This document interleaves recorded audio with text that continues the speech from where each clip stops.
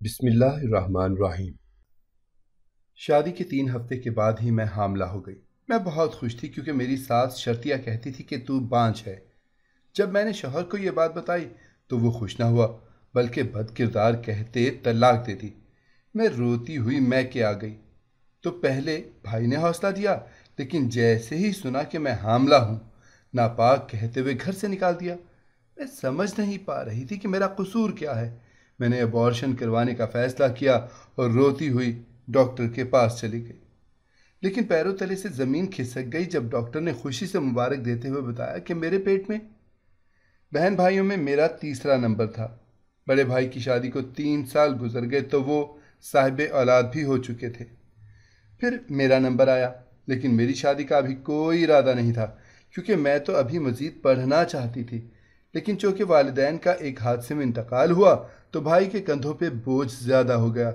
بھابھی کے کہنے میں آ کر بھائی نے میری شادی جلد از جلد کرنے کا فیصلہ کر لیا۔ یہی وجہ تھی کہ بھابھی کے رشتہ داروں میں ہی رشتہ تلاش کیا جانے لگا۔ میرے بہت احتجاج کے باوجود بھی بھائی نے میری ایک نہ سنی اور لڑکے والوں کو ایک دن گھر بلا لیا۔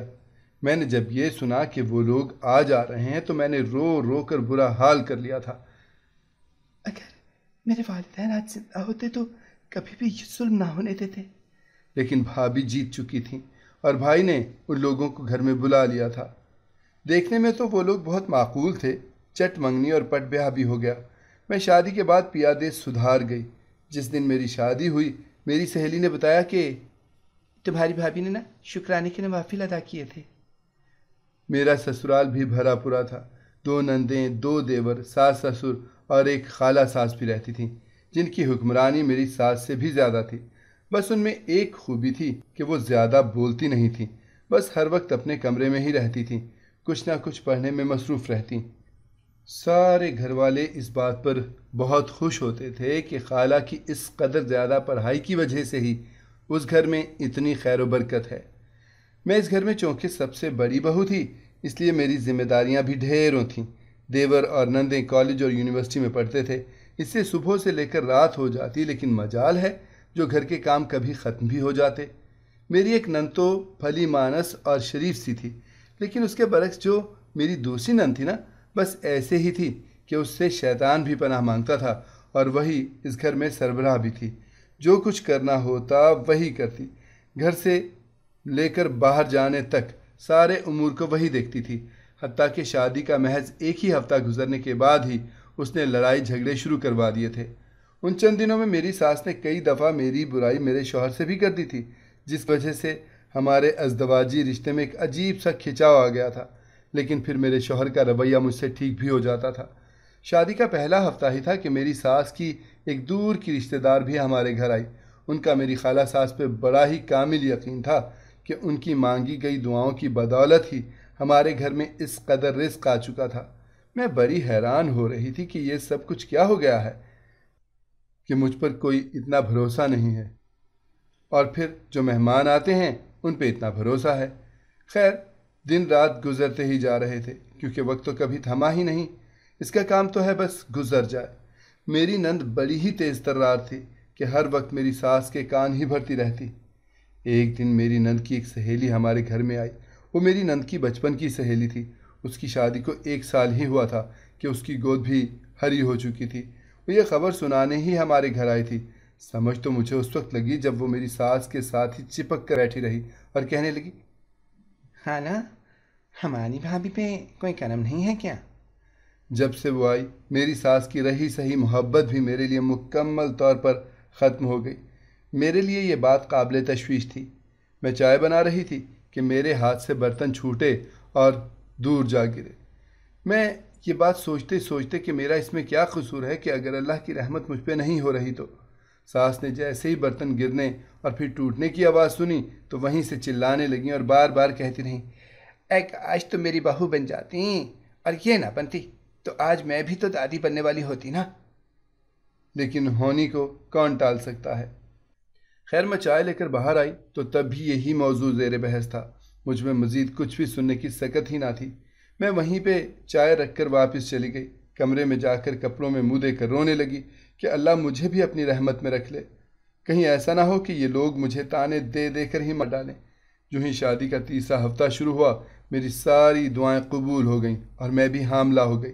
میں نے خوشی خوشی یہ بات جا کر اپنی ساس کو بتائی تو وہ الٹا خوش ہونے کے سینہ پیٹنے لگ گئی اور کہنے لگی، ارے تم کیسے ماں بننے والی ہو سکتی ہو؟ ارے تم تو بانجھ ہو اور یہ بات تمہارے گھر والوں نے ہی ہمیں بتائی تھی۔ میں بڑی ہی پریشان ہوئی کہ کچھ دن پہلے تک تو ایک ہی بات تھی کہ میں حاملہ نہیں ہو رہی، اور اگر اب ایسا ہو گیا ہے تو پھر یہ ساری باتیں اب کیوں ہو رہی ہیں؟ خیر شام تک ہمارے گھر میں عجیب ہنگامہ جاری رہا، کبھی یہ کہنا کہ بد کردار ہے اور کبھی یہ کہنا کہ یہ ہمارا بچہ تو ہے ہی نہیں۔ لیکن مجھے اپنے شوہر پر پورا بھروسہ تھا کہ وہ میرا ساتھ کبھی بھی نہیں چھوڑے گا۔ جیسے ہی وہ رات کو گھر واپس آیا تو آتے ہی میری ساس نے ساری بات بتا دی۔ وہ بجائے خوش ہونے کے مجھ پر برس پڑا اور میرا ہاتھ پکڑ کر باہر سب کے سامنے لے گیا، جہاں میری ساس پہلے ہی کچہری لگا کر بیٹھی ہوئی تھی۔ انہوں نے رو رو کر میرے شوہر کو سب کچھ مرچ مسالوں کے ساتھ بتایا اور ساتھ میں یہ بھی کہا، اگر اس جیسی بد کردار ہمارے گھر میں رہی نا تو یقیناً ہمارے گھر کا سارا ماحول ہی برباد ہو جائے گا اور ہمارا یہاں اس محلے میں رہنا بھی تو بھر ہو جائے گا۔ ابھی کے ابھی نکالو اس بد کردار کو ہمارے گھر سے۔ میرے شوہر نے آؤ دیکھا نہ تاؤ بنا سوچے سمجھے ایک لمحے سے پہلے ہی مجھے دونوں بازوؤں سے پکڑ کر نکال باہر کیا۔ میں گھر سے باہر نکلی اور سمجھ ہی نہیں آ رہی تھی کہ کہاں جاؤں۔ ہم بیچاری لڑکیوں کی آخری جائے پناہ پھر میکہ ہی ہوا کرتا ہے، اس لیے میں سرے شام ہی میکے چلی گئی۔ جو ہی میں اس حالت میں میکے گئی تو بھائی اور بھابھی کہیں جانے کے لیے تیار ہو رہے تھے۔ مجھے یوں اچانک اپنے سامنے دیکھ کر شدید کوفت میں مبتلا ہو چکی تھی بھابھی، اور تیز تیز پیر پٹکتی ہوئی کمرے سے باہر نکل گئیں۔ یہ ان کے غصے کا اظہار تھا۔ خیر بھائی نے مجھے دیکھا تو میرے سر پر ہاتھ پھیرا اور کہنے لگے، ارے بیٹا، بھابھی کے رویے پہ دل برداشتہ ہونے کی ضرورت نہیں ہے، وہ دل کی بری بالکل بھی نہیں ہے، تم بس تسلی رکھو۔ اچھا ہم لوگ کچھ دیر کے لیے باہر جا رہے ہیں، ابھی کچھ دیر تک واپس آ جائیں گے، تب تک تم گھر کا خیال رکھنا۔ میں بھائی اور بھابھی کے جانے کے بعد اپنے اس کمرے میں چلی گئی جہاں میں شادی سے پہلے رہتی تھی، اور آج 3 ہفتوں کے بعد دوبارہ سے اسی کمرے میں آ گئی تھی۔ مجھے بڑا ہی سکون مل رہا تھا۔ میں بڑے سکون سے سوئی کیونکہ سسرال والوں کی دل جلانے والی باتوں سے آج پہلی بار جان چھوٹی تھی۔ ابھی میں یہ باتیں سوچ ہی رہی تھی کہ جس جلدی میں بھائی اور بھابھی گھر سے نکلے تھے اسی تیزی میں واپس بھی آ گئے۔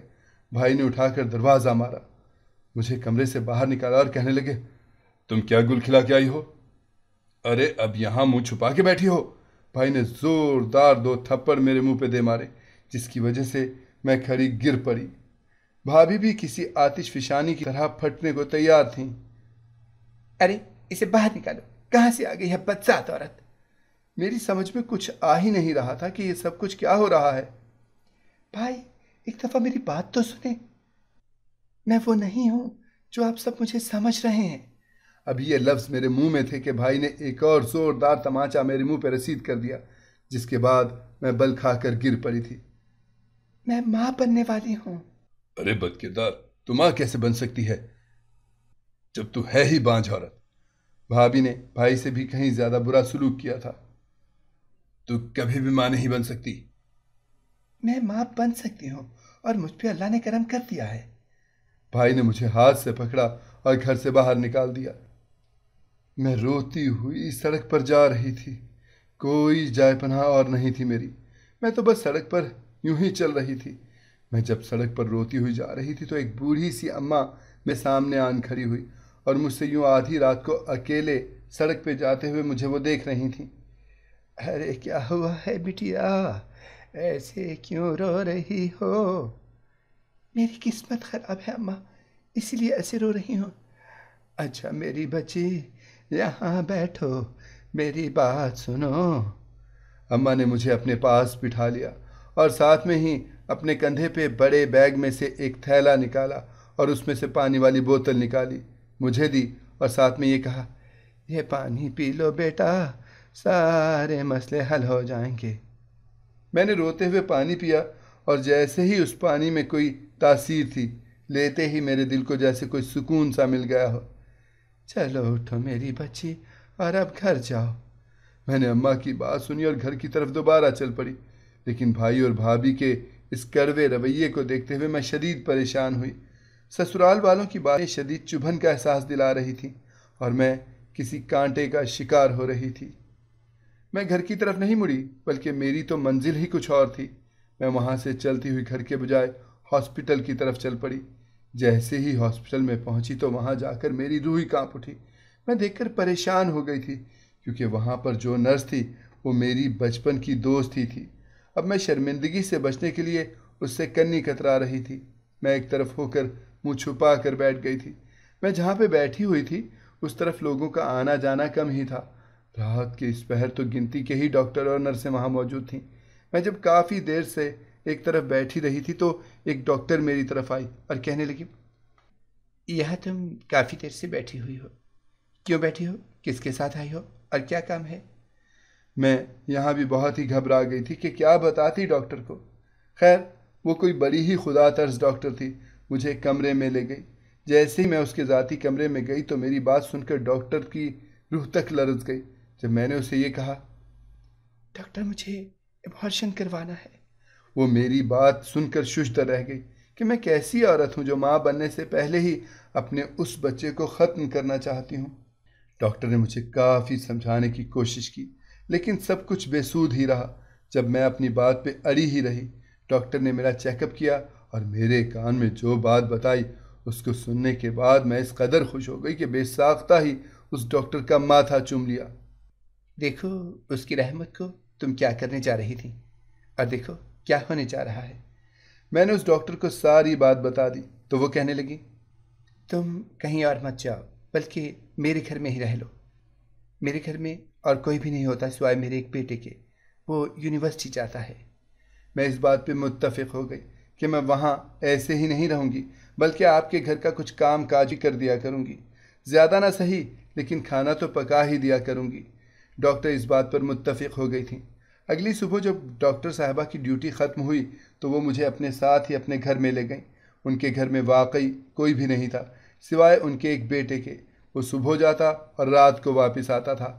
ایک دن وہ جب گھر واپس آیا تو اس کے ساتھ گاڑی میں ایک لڑکی بھی موجود تھی۔ لڑکی کافی ماڈرن سی تھی، کافی اریاں سا لباس پہن رکھا تھا اس نے۔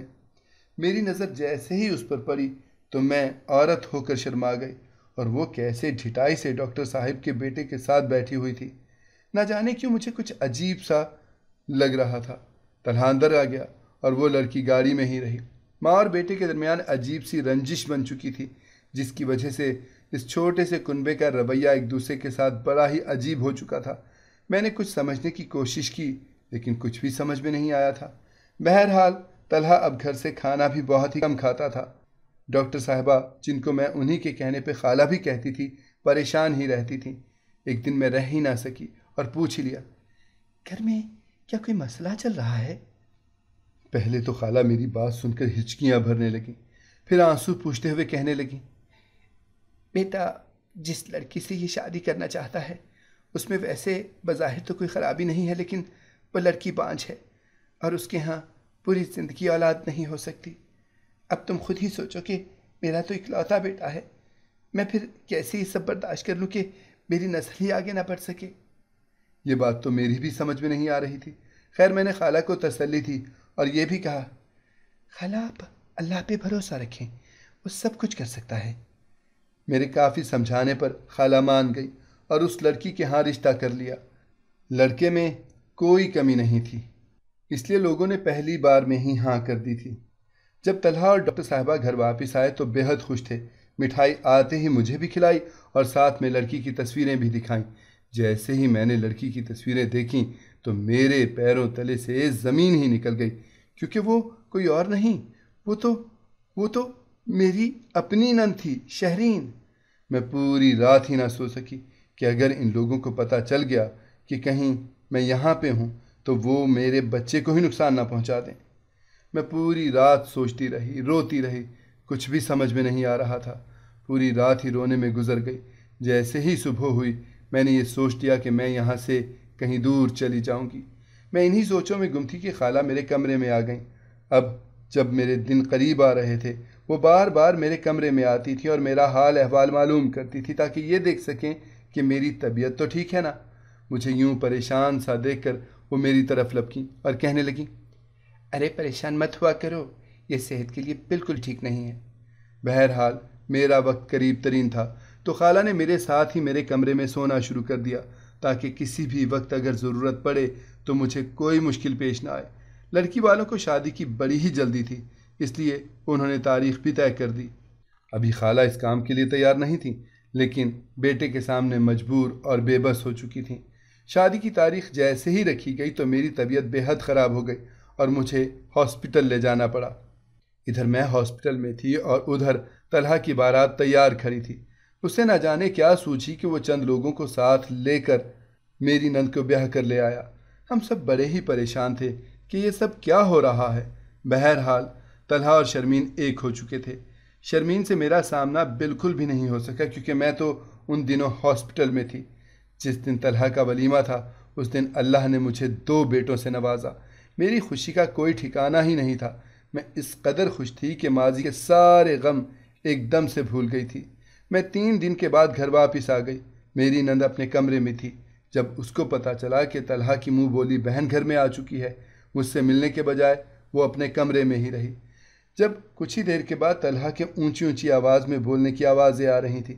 جب سے میں اس گھر میں پہلی بار آئی تھی تو یہ سب کچھ پہلی بار ہی ہو رہا تھا کہ طلحہ اتنی اونچی آواز میں بولے، ورنہ تو وہ بہت ہی آہستہ آواز میں بات کرتا تھا۔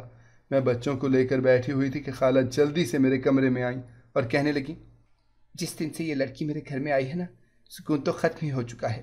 دیکھو آج بھی دونوں جھگڑ رہے ہیں۔ طلحہ اب باہر نکل کر بھی بول رہا تھا۔ اس نے شرمین کا ہاتھ پکڑا اور کہنے لگا، نکلو میرے گھر سے۔ ارے میری بہن کے خلاف باتیں کر رہی ہے، اگر ایک لفظ اور بولا تو جان سے مار دوں گا، پانچ عورت۔ یہ 2 لفظ مجھے کہیں ماضی میں لے گئے جہاں شرمین میرے بارے میں ایسی باتیں کر رہی تھی۔ میری ساس نے کس انداز میں مجھے میرے شوہر کے ذریعے سے گھر سے باہر نکال دیا تھا، وہ ساری باتیں کسی فلم کی طرح میری نگاہوں میں چل پڑیں۔ طلحہ نے شرمین کا ہاتھ پکڑا اور اسے گھر سے نکال دیا۔ وہ باہر گرنے ہی لگی تھی کہ سامنے سے میرے شوہر آ گئے۔ انہوں نے بہن کو اٹھایا اور طلحہ کے سامنے دونوں ہاتھ جوڑ دیے کہ ہمیں بہت ہی زیادہ سزا مل چکی ہے، میں وعدہ کرتا ہوں کہ کبھی بھی اب دوبارہ سے اپنی بیوی کو تنگ نہیں کروں گا۔ طلحہ نے کہا، پہلے کسی قانونی پیپر پر لکھ کر دینا ہوگا۔ میرے میاں نے یہ سب بھی کر دیا۔ میرے شوہر میرے پاس آئے اور سب کے سامنے مجھ سے معافی مانگی اور کہنے لگے کہ ایک دن میں نے اماں اور شرمین کی باتیں سن لی تھیں، جس میں شرمین بتا رہی تھی کہ ایک یونیورسٹی کے ٹیسٹ میں پتہ چلا ہے کہ وہ بانجھ ہے، اور جب میری بیوی حاملہ ہوئی تو اماں اور اس نے مل کر یہ بات مشہور کر دی کہ ہماری بہو کبھی بھی ماں نہیں بن سکتی، کیونکہ بھابو ایک بہو کے طور پر اعلیٰ درجے پہ فائز ہو جائیں اور بہن نچلے درجے پہ چلی جائے۔ یہ مجھے کبھی بھی قبول نہیں تھا۔ بہرحال یہ سب کچھ مجھے کرنا پڑا۔ طلحہ کہنے لگے، شرمین اور میں ایک ہی کلاس میں پڑھتے ہیں اور یہ ہماری کلاس میں اس بات کے لیے مشہور تھی کہ کچھ بھی کر لوں سب میری ہی بات کو اہمیت دیتے ہیں۔ پھر یہ ایک دن اپنی سہیلیوں کو بتا رہی تھی کہ کس طرح سے اس نے اپنی بھابھی پہ جھوٹا الزام لگا کر اسے گھر سے نکال دیا تھا۔ بس اسی دن سے میں نے بھی یہ سوچ لیا تھا کہ کسی بھی طرح اس لڑکی کو حاصل کر کے اس کے غرور کو خاک میں لازمی ملانا ہے۔ اور پھر امی حفصہ کو بھی بیٹی بن کر گھر لے آئیں، لیکن میں ایسے ہی کیسے کسی کو بھی گھر میں رہنے دیتا۔ میں نے ساری تفصیلات معلوم کر لی تھیں۔ جب مجھے ساری حقیقت کا علم ہوا تو میں نے شرمین کو شیشے میں اتارا، اور اس جیسی جو لڑکیاں ہوتی ہیں نا، جن کے آگے دولت سے بڑھ کر کچھ بھی نہیں ہوتا، ان کے لیے ایک اشارہ ہی کافی ہوتا ہے۔ بس ایک اشارے پر ہی میرے قابو میں آ گئی۔ اب میں اس کو بتاؤں گا کہ کسی کی زندگی تباہ کیسے ہوتی ہے۔ میں محمد طلحہ بقائمی ہوش و حواس میں اپنی بیوی شرمین کو نہیں میں جیسے تیسے کر کے آگے بڑھی اور طلحہ کو بولنے سے روکنے کی کوشش کی، لیکن وہ کہاں اس وقت میری سننے والا تھا۔ میں مزید آگے بڑھی اور اسے کہا، یہ ظلم مت کرو۔ اچھا، اور جو ظلم ان سب نے آپ کے ساتھ کیے ہیں وہ؟ ارے ان کی تلافی کون کرے گا؟ طلحہ بہت غصے میں تھا، کسی کی بھی نہیں سن رہا تھا۔ خالہ آگے بڑھی اور اسے صاف لفظوں میں کہہ دیا، تم یہ سب کچھ کبھی بھی نہیں کر سکتے۔ اگر تم نے یہ سب کچھ کیا نا تو پھر میری لاش سے گزرنا پڑے گا۔ یہ کہتے ہی خالہ سیڑھیوں پر چڑھنے لگی تاکہ چھت پہ جا کر اپنی زندگی ختم کر سکیں۔ بہرحال بڑی ہی منت سماجت کے بعد وہ رک گیا۔ شرمین نے دونوں ہاتھ جوڑ کر مجھ سے معافی مانگی میں جلدی سے اٹھی اور شرمین کے جڑے ہوئے ہاتھ کھول کر اسے اس مصیبت سے نکال دیا کہ میں نے اسے معاف کر دیا ہے۔ وہ روتی ہی جا رہی تھی۔ میری ساس بھی وہاں آ چکی تھی، وہ بھی روتی جا رہی تھی۔ میں نے انہیں بھی معاف کر دیا۔ میرے شوہر بولے، چلو گھر چلتے ہیں۔ ہم لوگ خالہ کی اجازت سے گھر جانے کی تیاری کرنے لگے تو شرمین شدت سے روتی ہوئی میرے ایک بچے کو بے تحاشا چومنے لگی۔ آخر کو ممتا کی تڑپ تو ہر کسی میں ہی ہوتی ہے نا۔ میں نے جب یہ دیکھا تو بنا کسی سے پوچھے میں نے ایک بچہ جسے وہ بار بار چوم رہی تھی اس کی گود میں ڈال دیا، اور وہ خوشی سے پھولے نہیں سما رہی تھی۔ میری احسان مند ہو گئی، بار بار میرا شکریہ ادا کرنے لگی کہ میں نے اس کی زندگی کو مکمل کر دیا ہے۔ یہ سب کچھ دیکھ رہے تھے تو ان کے چہروں پر عجیب شکر والی مسکراہٹ پھیل چکی تھی۔ اگر آپ کو ہماری کہانی پسند آئی ہے تو ہمارے چینل کو سبسکرائب کریں، لائک کریں، شیئر کریں اور بیل آئیکن پریس کرنا نہ بھولیے گا تاکہ ہماری ہر آنے والی ویڈیو آپ کو بر وقت مل سکے۔